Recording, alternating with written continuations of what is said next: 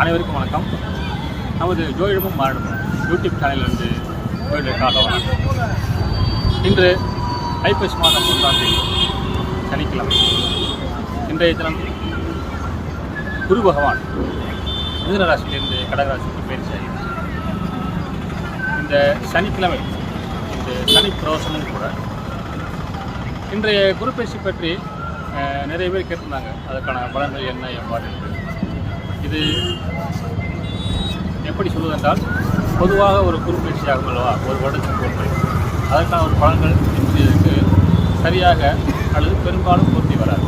காரணம், இந்த குரு அதிசாரமாக இன்றைய கடகராசி சந்திக்கிறார். இந்த ஐப்பசி 1 அடுத்த கார்த்திகை 20 தேதிக்கு மீண்டும் மிதுன ராசிக்கு சென்று விடுவார். இதனுடைய குரு கடகத்தில் இருக்கும் நாட்கள் 50 நாட்கள் தான். இதன் மூலமாக மற்ற ராசிகளுக்கான ஒரு தீவிரமான தாக்கம் குருவால் இருப்பதற்கு வாய்ப்பு குறைவு. இருப்பினும் குருவினுடைய இந்த பாவையை சொல்லும் இல்லையா, அவ்வாறு இருக்கும் பொழுது அதனுடைய பலன், அது குரு கடகத்திற்கு வருவது உச்சம் என்று சொல்வது. அந்த உச்சம் என்பதால் அனைத்து ராசிகளுக்கும் சிறப்பான பலன்கள் தருவதற்கான ஒரு வாய்ப்பாக இதை எடுத்துக்கொள்ளும்.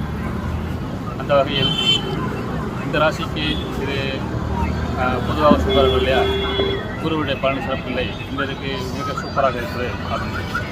அந்த மாதிரி இல்லாமல் பொதுவாக சிறப்பாக இருக்கிற வாய்ப்பாக இந்த குரு பயிற்சி எடுத்துக்கொள்ளும்.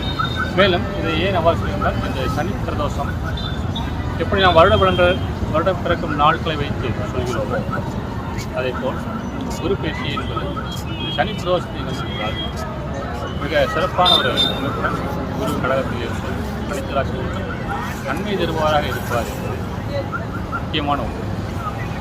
அனைவருக்கும் சிறப்பே கிடைக்கும் என்று இதன் மூலமாக ஜோதிட ரீதியாக தெரிவித்துக் கொள்கிறேன். நன்றி நண்பர்களே.